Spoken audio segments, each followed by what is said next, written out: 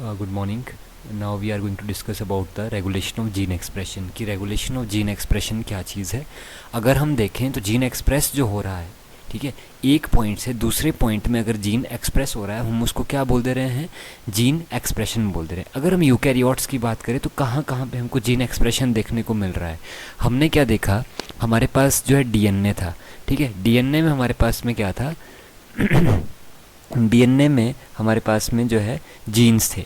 वो जीन्स जो है वो क्या हो रहा है, यहाँ पे ये जीन्स है, ठीक है, यहाँ से क्या बन गया, हेट्रोजिनस आरएनए बन गया और उसके बाद एमआरएनए बन गया. तो जीन्स क्या हुए हैं, एक्सप्रेस हुए हैं. तो हमारा जो है ट्रांसक्रिप्शन लेवल पर, ठीक है, फर्स्ट टाइम जो है हमारा जो जीन एक्सप्रेशन हुआ वो कहाँ हुआ, ट्रांसक्रिप्शन लेवल पे हुआ, जब हमारा फॉर्मेशन ऑफ प्राइमरी ट्रांसक्रिप्ट बनी. फॉर्मेशन ऑफ प्राइमरी ट्रांसक्रिप्ट क्या है, हमारे पास में जो एचएनआरएनए बना था. उसके बाद जीन एक्सप्रेशन कहाँ हुआ था, क्योंकि हमारे जो फंक्शनल यूनिट्स थे वो क्या हुए थे, आपस में जुड़े थे, जिसको हमने स्प्लाइसिंग बोला था. एक्सॉन आपस में जुड़ गए थे. तो प्रोसेसिंग लेवल पे जब एचएनआरएनए से हमारा एमआरएनए बना था, तब भी क्या हुआ था, हमारा जीन एक्सप्रेशन हुआ था.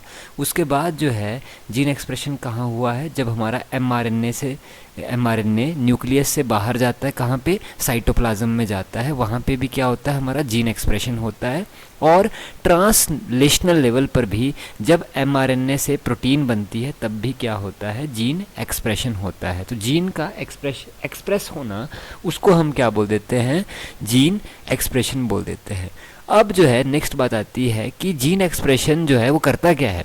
जीन एक्सप्रेशन जितने भी हमारी बॉडी में मेटाबॉलिक रिएक्शंस हो रहे हैं, फिजियोलॉजिकल प्रोसेसेस हो रही है या इन्वायरमेंटल कंडीशंस है, उनको क्या करता है, जीन रेगुलेट कर देता है. तो जीन एक्सप्रेशन क्या कर रहा है, हमारी मेटाबॉलिक, फिजियोलॉजिकल और एनवायरमेंटल कंडीशंस को क्या कर देता है, रेगुलेट कर देता है. अगर हम एक एग्जांपल से समझें, जो है ई कोलाई है, ई कोलाई में एक जो एंजाइम है वो है बीटा गैलेक्टोसिडेज, ठीक है. ये क्या करता है, बीटा गैलेक्टोसिडेज जो है किसको तोड़ता है, लैक्टोज को तोड़ता है. किस में, जो है ये तोड़ देता है इसको गैलेक्टोज एंड ग्लूकोज में. किस में तोड़ देता है ये, गैलेक्टोज एंड ग्लूकोज में.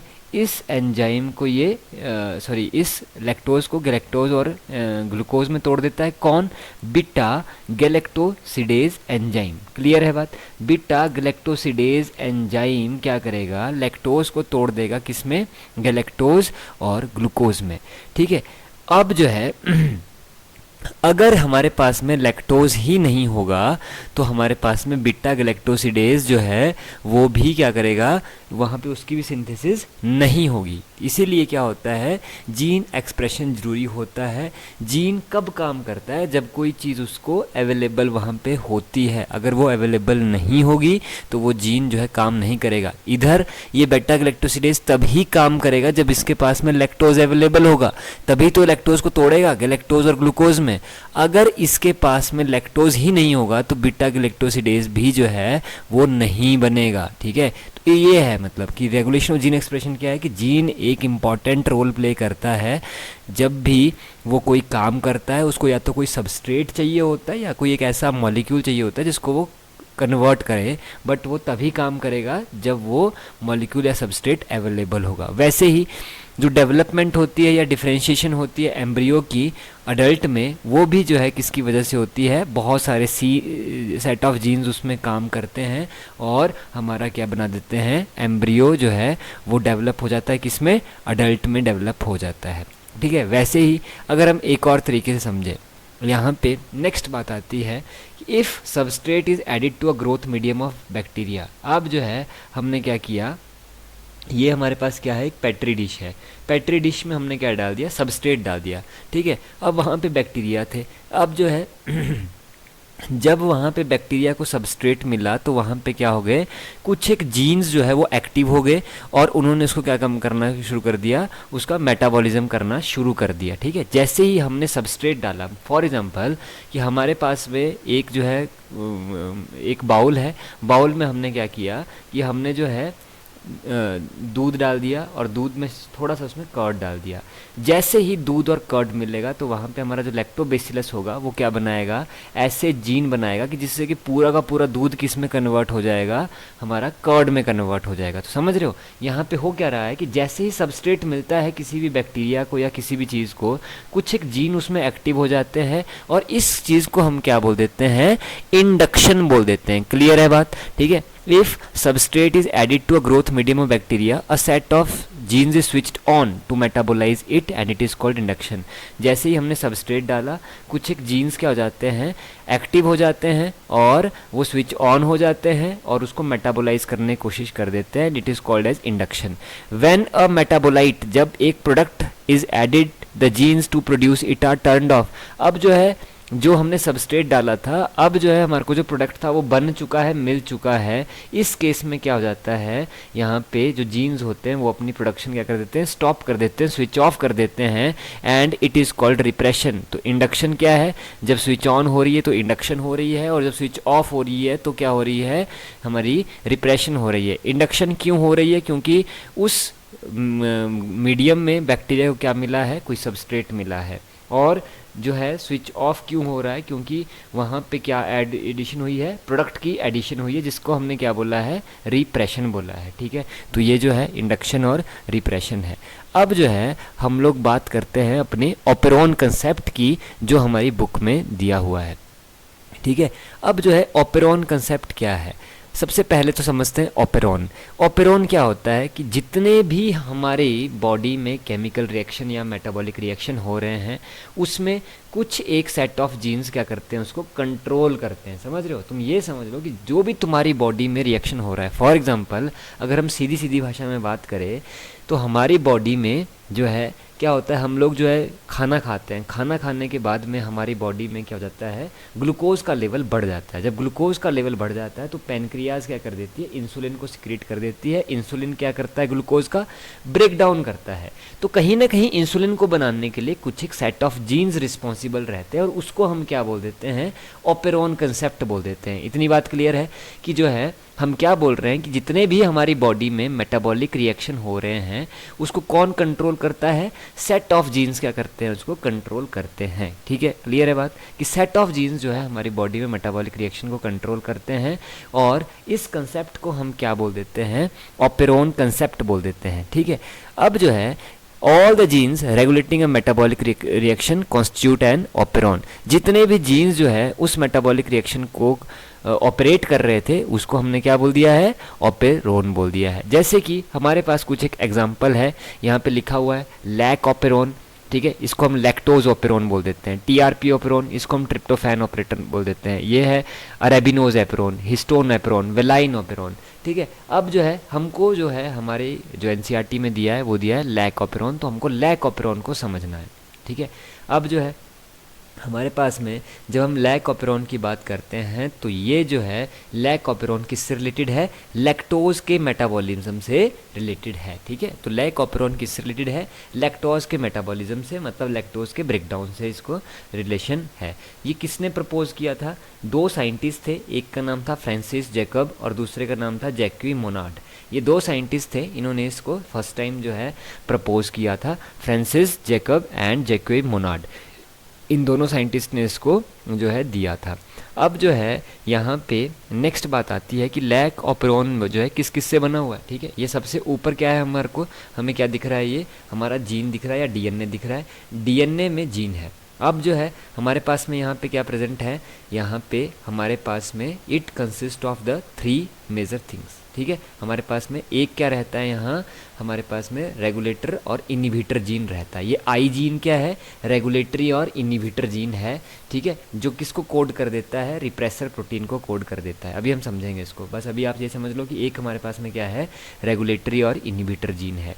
दूसरा हमारे पास में क्या रहता है, एक ऑपरेटर जीन रहता है। ठीक है, ये क्या है हमारे पास में, दूसरा ऑपरेटर जीन है। और साथ में यहाँ पे क्या है, 3 स्ट्रक्चरल जीन प्रेजेंट है और उनके नाम क्या क्या है, एक का नाम है जेड जीन, एक का नाम है वाई जीन और एक का नाम क्या है ए जीन। इतनी बात क्लियर है कि हमारे पास में लैक ऑपेरॉन में 3 जो है, मतलब lac operon means lactose operon में 3 जो है फंक्शनल साइट्स है या जीन्स है। एक है रेगुलेटरी इनिबिटर जीन जो कोड करता है रिप्रेसर प्रोटीन को, 3 स्ट्रक्चरल जीन है जेड जीन, वाई जीन और ए जीन, और एक क्या है ऑपरेटर रीजन है। ठीक है, अब जो है अब नेक्स्ट बात आती है कि सबसे पहले हम बात करेंगे अपने स्ट्रक्चरल जीन्स की, कि जो स्ट्रक्चरल जीन्स है ये करते क्या हैं। फॉर एग्जांपल अब हमारा जो स्ट्रक्चरल जीन्स है ये क्या किसको कोड कर देता है, ये बीटा गैलेक्टोसिडेज को कोड कर देता है। किसको कोड कर देता है, ये बीटा गैलेक्टोसिडेज को कोड कर रहा है। क्लियर है बात, ठीक है। सबसे पहले जेड जीन किसको बनाता है, स्ट्रक्चर ये बीटा गैलेक्टोसिडेज को बनाता है।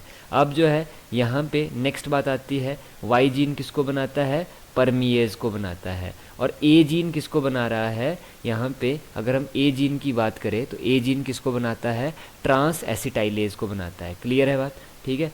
यहाँ पे ट्रांस एसिटाइलेज को ये बनाता है। क्लियर है। जेड जीन किसको बना रहा है, बीटा गैलेक्टोसिडेज को बना रहा है। वाई जीन किसको बना रहा है, परमिएज को बना रहा है। ए जीन किसको बना रहा है, ट्रांस एसिटाइलेज को बना रहा है। अब बीटा गैलेक्टोसिडेज करता क्या है, बीटा गैलेक्टोसिडेज जो है वो क्या बना देता है, लैक्टोज को कन्वर्ट कर देता है किसमें, गैलेक्टोज एंड ग्लूकोज में। क्लियर है बात, ठीक है। मतलब कि यहाँ पे बीटा गैलेक्टोसिडेज मेजर काम कर रहा है, समझ रहे हो। बीटा गैलेक्टोसिडेज जो है, अगर हम बीटा गैलेक्टोसिडेज की बात करें तो एक मेजर काम कर रहा है। क्या कर रहा है, हमारे पास में एक तो ये लैक्टोज को तोड़ेगा। क्या करेगा, ये लैक्टोज को तोड़ेगा किस किस में, ग्लूकोज एंड गैलेक्टोज में। ठीक है, लैक्टोज को तोड़ेगा ग्लूकोज और गैलेक्टोज में लैक्टोज को तोड़ देगा।